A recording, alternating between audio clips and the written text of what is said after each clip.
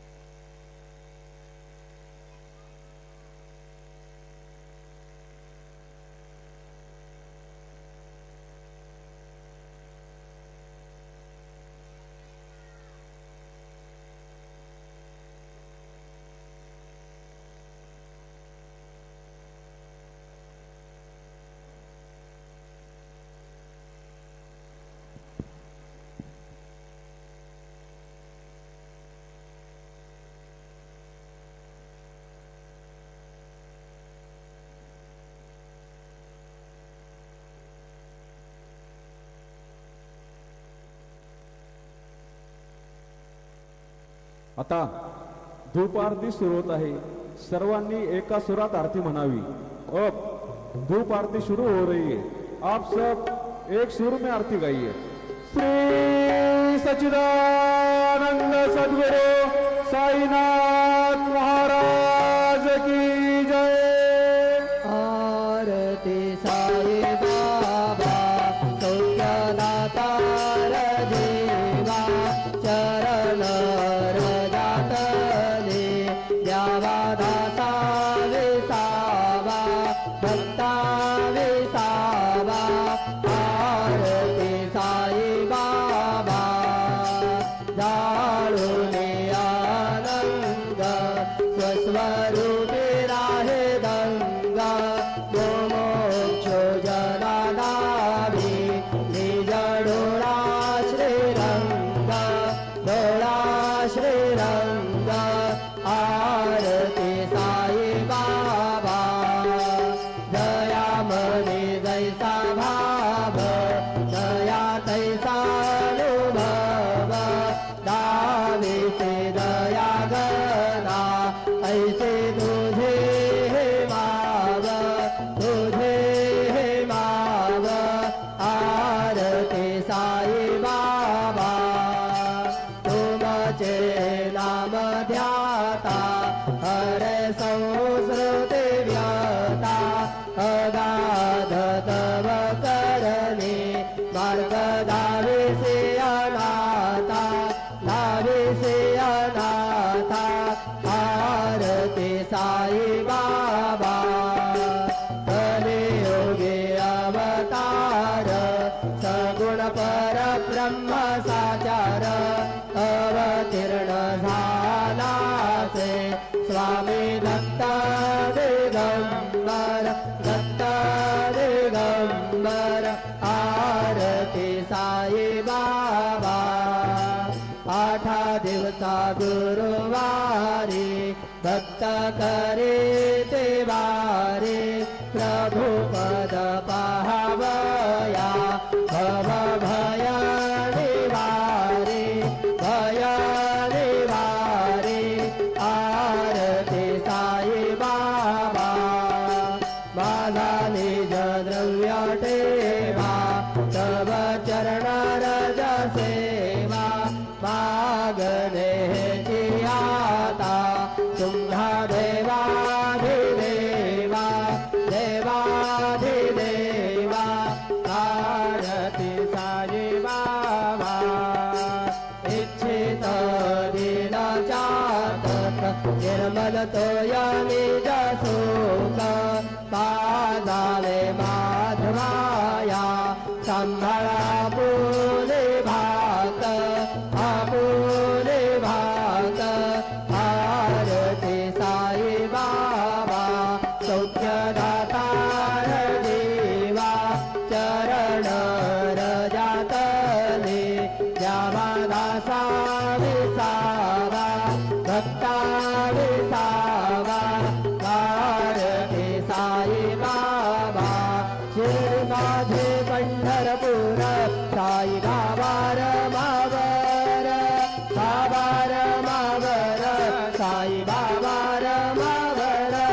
शुद्ध भक्ती चंद्रभागा भाव पुंडलिक जागा पुंडलिक जागा भाव पुंडलिक जागा याहू याहू अवघे जन करू बाबांचे वंदन साईचे वंदन करू बाबांचे वंदन गणू म्हणे बाबा साहेब गाव भाव माझे आले भाव माझे आई भाव भाव माझे आई हरिंद्रांकन वंदेन चरण डोळ्याने बाहेर रूप तुझे प्रेमे अलेख्यानंद बोधे भावे वाढेल म्हणे नाम त्वमेव माता पिता त्वमेव त्वमेव बन्धुश्च सखा त्वमेव त्वमेव विद्या द्रविणन्दमेव त्वमेव सर्वं मम देव देव कायेन वाचा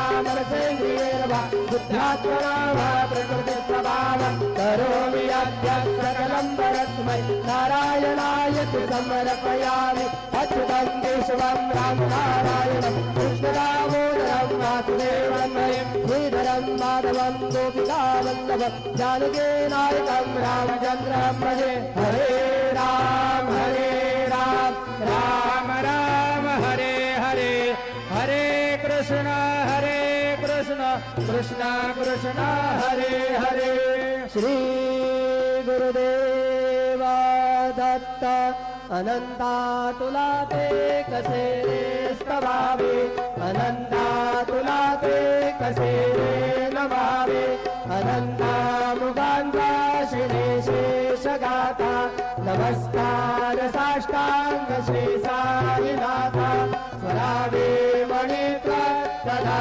नित्य भावे पुरावे तरे भक्तीसाठी स्वभावे करावे जगातारुणी मायताता नमस्कार साष्टांग श्री साईनाथा वसे जो सदा दावया संतलेला तिथे आज्ञलोकांबरे जो जनाला परी अंतरे ज्ञान कैवल्य दाता नमस्कार साष्टांग श्री साईनाथा परालाधला जन्म हा मानवाचा धरा सार्थका साधनीभूत साचा धरू साई प्रेमा गळाया अहंता नमस्कार साष्टांग श्री साईनाथा धरावे कडे सानलपद्य बाला धरावे अमादन्य चुंबो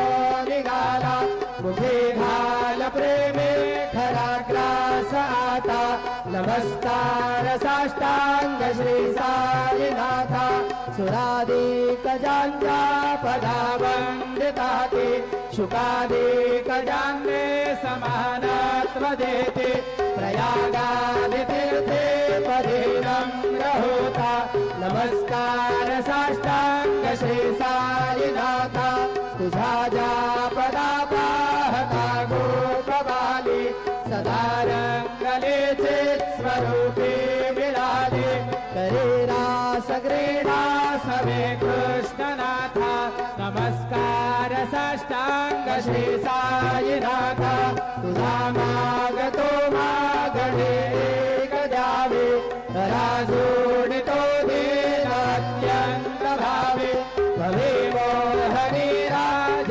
हातारी राधा नमस्कार साष्टांग श्री साईनाथा ऐसा येई बाचाई दिगंबरा अक्षय रूपावतारा दरवढ्या भक्तू श्रुतिसारा अनुसया त्रिकुमारा बाबा येई बा काशे स्थान जप प्रतिदिवसे कोल्हापुर दीक्षेचे निर्मल गद तुंगा जलप्राशे विक्रामाहुर देशे ऐसा ये बा भोळे ढोंगतसे वाम करे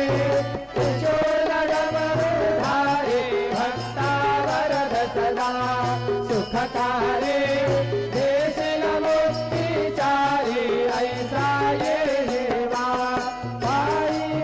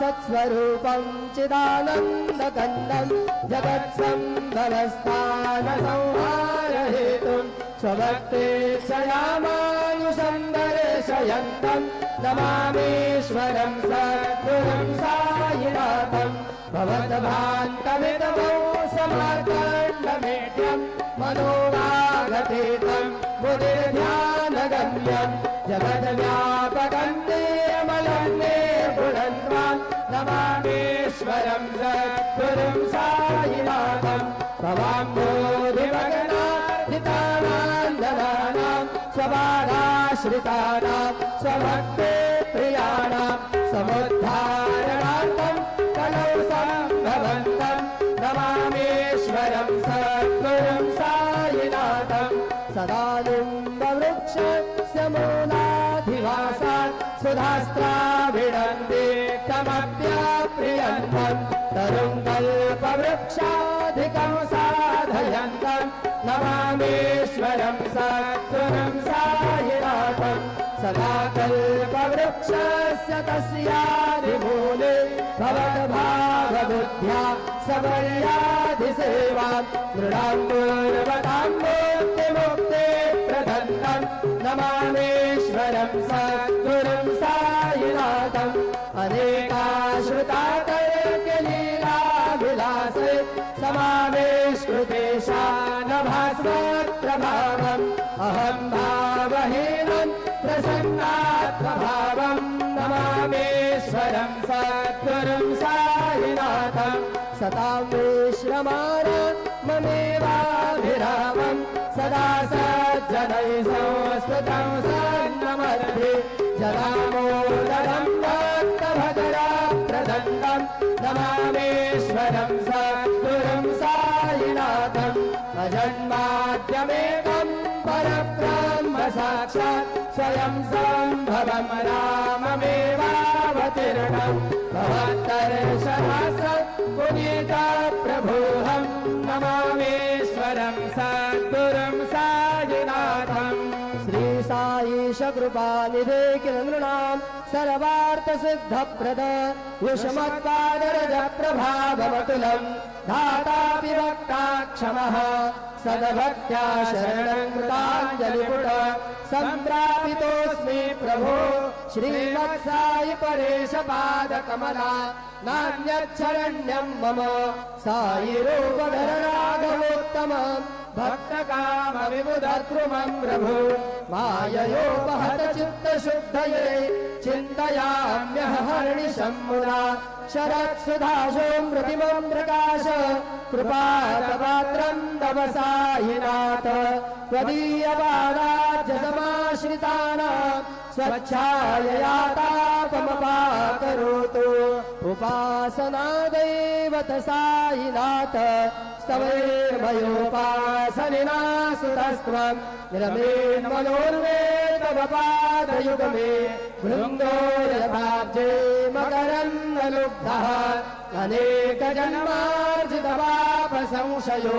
भवेद्भवत्पादसरोजदर्शनात् क्षमस्व सर्वानपराधपुण्यकात् प्रसीद साई सद्गुरोदयानिधे श्री साईनाथ चरणामृतपूर्तचित्ता तत्पादसेवनरता सददञ्ज भक्त्या संसारजन्यदृतौ धवनीर्गतास्ते कैवल्यधाम परमं समवाप्नुवन्ति स्तोत्रमेतत्पठे भक्त्या यो नरस्तन्मना सदा सद्गुरो साईनाथस्य कृपापात्रं भवेत् ध्रुवम् रुसो मम प्रियाम्बिका मदवरी पिता हि रुसो रुसो मम प्रियाङ्गना प्रियसुतात्मजा हि रुसो रुसो भगिनी बन्धुः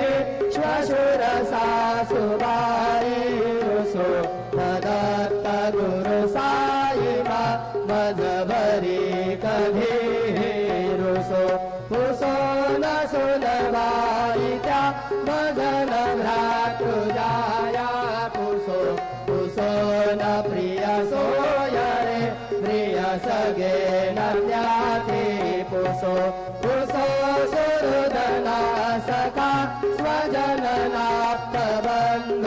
कुसो करेन गुरु साई मजबरी कधे रुसो रुसो न बला मुले तरुण वृद्धहीना कुसो कुसो न गुरु धाकुटे वजन थोरसाने कुसो कुसो न च भले बुरे सुजन साधुहीना कुसो परे न गुरु साहिबा वजबरी कधे रुसो रुसो चतुर तत्त्वविद् विबुध प्राज्ञानी रुसो रुसो हि विदुषे स्त्रिया कुशल पंडिता हि रुसो रुसो महिपति यते भजक तापसे हि रुसो ददत्त गुरु साहिबा भजबरी कधे रुसो रुसो कवि ऋषि मुनि अनग सिद्ध योगी रुसो रुसो हि गृह देवता निकुल ग्राम देवी रुसो रुसो कल पिशाच हे मलिन डाकिनी रुसो ददत्त गुरु साहिबा भजबरी कधे रुसो रुसो मृग खग कृमि अखिल जीव जन्तु रुसो रुसो विटप प्रस्तरा अचल आपगाब्धि रुसो रुसो भवनाग्निवात् अवनि पञ्चतत्त्वे रुसो ददत्त गुरु साहिबा भजबरी कधे रुसो रुसो विमल किन्नरा अमल यक्षिणी रुसो रुसो शशि खगाभिः गगनितारका हि रुसो रुसो अमर राजा हि अदय धर्म राजा रुसो ददत्त गुरु साहिबा भजबरी कधे रुसो रुसो वन सरस्वती चपल चित्तते हि रुसो रुसो वकुदिशा किला कठिन काढतो हि रुसो रुसो सकल विश्व हि मयितु ब्रह्म गोलम् रुसो ददत्त गुरु साहिबा भजबरी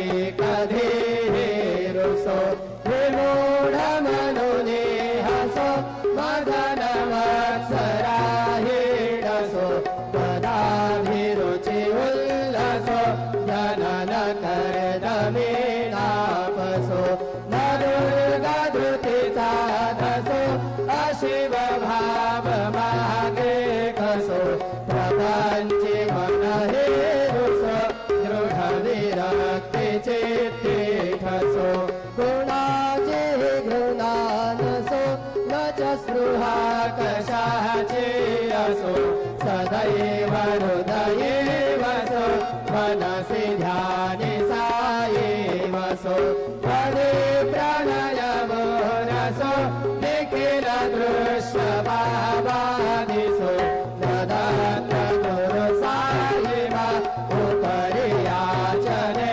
लारुसो हरि ओं जत्नेन जत्यमय जन्त देवा स्थानि धर्माणि प्रथमान्यासन्न देहदागं महिमानः सजन्त यत्र पूर्वे साध्या सन्ति देवाः ॐ राजाधिराज यप्रसय्य साहिरे नमो वयं महेश्वराय कुर्महे समे कामान् कामकामाय मह्यं कामेश्वरो वै श्रवणो दधातु कुबेराय वै श्रवणाय महाराजाय नमः ॐ स्वस्ति साम्राज्यं भोज्यं स्वराज्यं वैराज्यं पारमेष्ठ्यमराज्यं महाराजमाधिपत्यम् सामर्थ्यमयं समन्दवरयात् ये स्यात् सार्वभौमः सार्वयुषान्तादात् परार्धात्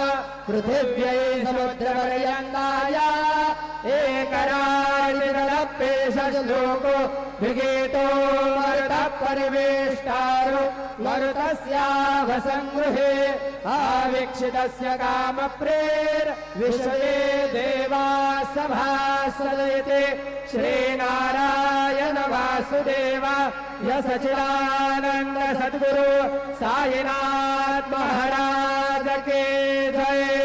करचरण कृतं वा कायजङ्गरमजं वा श्रवणमेलजं वा मानसं वापराधं विहितं वा सर्वमेतत्क्षमस्व। जय जय करुणाब्धे श्री प्रभो साईनाथ श्री सच्चिदानंद सद्गुरु साईनाथ महाराज की जय। राजा धीर ये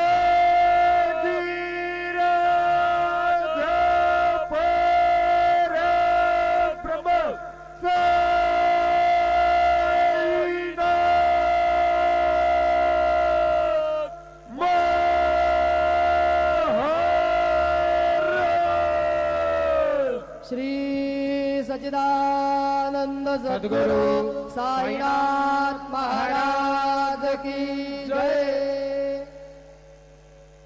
हरि ओम बृहस्पते आदि आदर्जो अरेहाद्यो मदविभाधिक्रतु मज्जने को जद्दीदायच्छावसरे तपराजात तदसमा सुद्रविनन्देहि चित्रम् शान्तं शाश्वतमप्रमेयमनघम् निर्वाण शान्तिप्रदम् ब्रह्मा शम्भुवनीन्द्र सेव्यमनिशम् वेदान्तवेद्यं विभुम् रामाख्यं जगदीश्वरं सुरगुरुं मायामनुष्यं हरिम् वन्देऽहं करुणाकरं रघुवरं भूपालचूडामणिम्।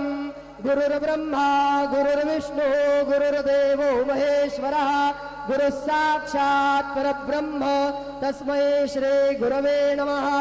सद्गुरु साईनाथ देवताभ्यो नमः। सायं पूजा परिपूर्णार्थे विलेपनार्थे चन्दनं समर्पयामि। श्रीगण्डं चन्दनं दिव्यं गन्धाढ्यं सुमनोहरम् विलेपनं सुरश्रेष्ठ चन्दनं प्रतिगृह्यताम्। विलेपनार्थे चन्दनं समर्पयामि। अक्षताच्युतश्रेष्ठा कुङ्कुमाक्तादुशोभिता मया निवेदिता भक्त्या गृहाण परमेश्वर। चन्दनस्योपरि अक्षतां समर्पयामि। अबीरञ्च गुलालञ्च हरिद्रादिसमन्वित नानापरिमलद्रव्यं गृहाण परमेश्वर। नानापरिमलसौभाग्यद्रव्याणि समर्पयामि। माल्यादीनि सुगन्धीनि मालत्यादीनि वै प्रभो मया रोतानि पूजार्थं पुष्पाणि प्रतिगृह्यताम्। नानाविधपत्रपुष्पं समर्पयामि। सायंकाले उपहार नैवेद्यं निवेदयामि।